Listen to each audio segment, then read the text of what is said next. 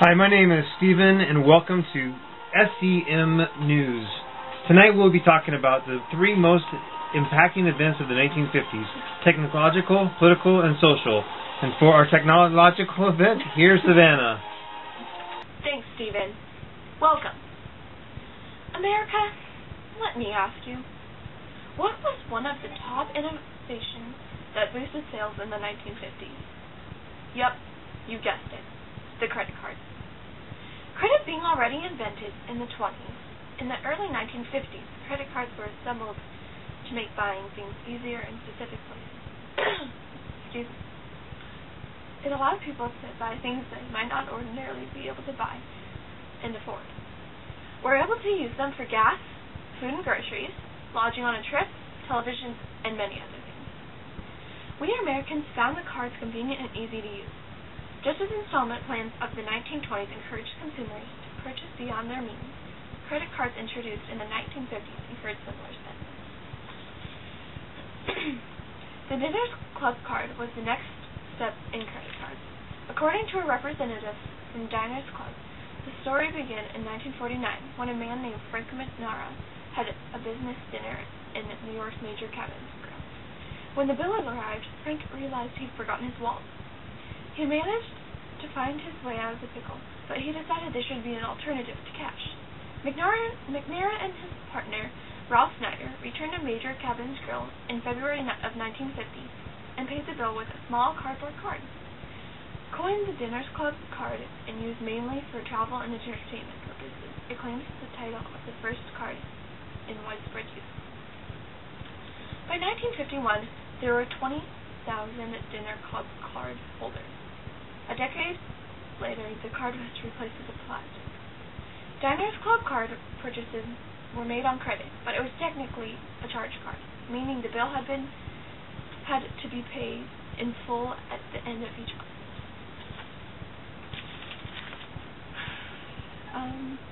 A customer could eat without paying in cash at any restaurant that would accept credit cards.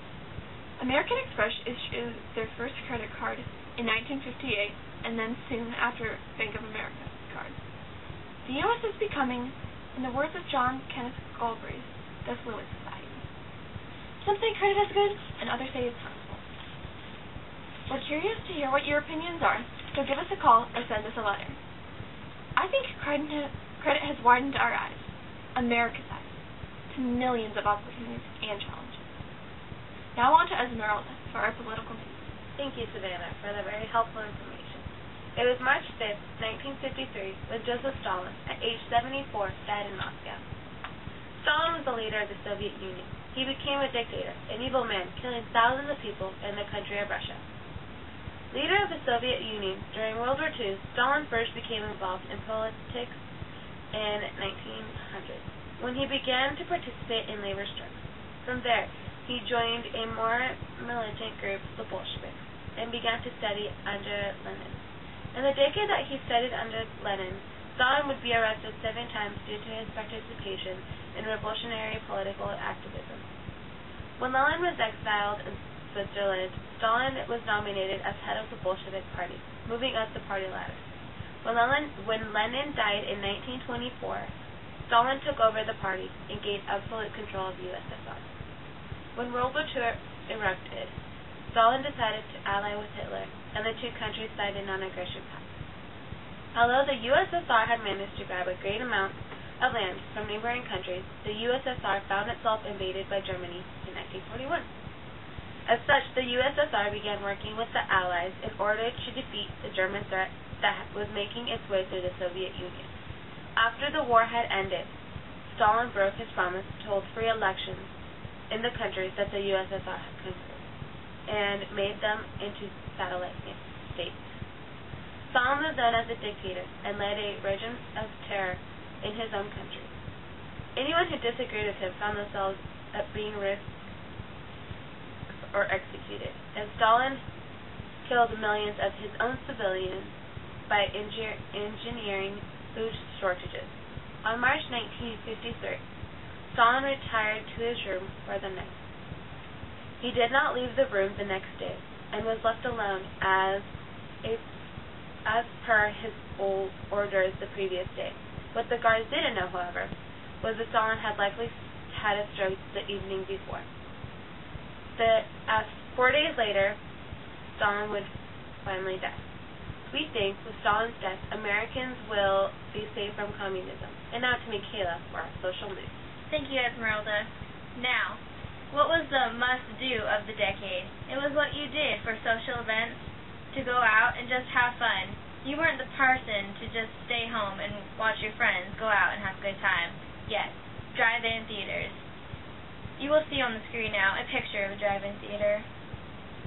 Popularity of drive-ins. 1948 had 1,000 drive-ins. In 1958, however, it had 5,000 drive-ins, increasing about 4,000 drive-in theaters.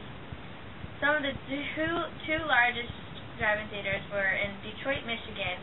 That one held 3,000 cars. The second one was Copigot, New York, which held 2,500 cars. It wasn't just a place to go and see a movie on a big screen. There was more than that. It was things to do. There were playgrounds and restaurants, cafes, mini golf, talent shows. Some had indoor seating, and some had shuttle cars to take you to and from your cars. Some even opened 3 hours earlier, and that created intermission trailers. Intermission trailers is what played on the screens before the movie had started. That increased sales dramatically. Some of the effects that drive-in theaters had were privacy. Families loved to be able to sit in their own cars and have their own space, and they loved to be able to go in their most comfortable clothes and not have to worry about dressing up to impress other people. Also, teens loved the privacy. They could go and sit in their cars and have privacy with their friends. Some of the benefits were that the drive-in movie theaters played horror and sci-fi movies. It wasn't just a place for families, it was a place for teens. Teens got really involved. As drive-in theaters' popularity increased, the indoor regular movie theaters decreased. Not only did drive-in theaters provide movies, but it helped car sales. Because so many people loved to go to the drive-in, they bought cars to join the fun and to go to the movies and sit in their own cars. Drive-in theaters provided a happy and affordable way for families to go see a movie. We think that because their popularity was so big, drive-in theaters will be popular for many, many years to come. Thank you. Thank you for watching SCM News. Good night. That's the way the cookie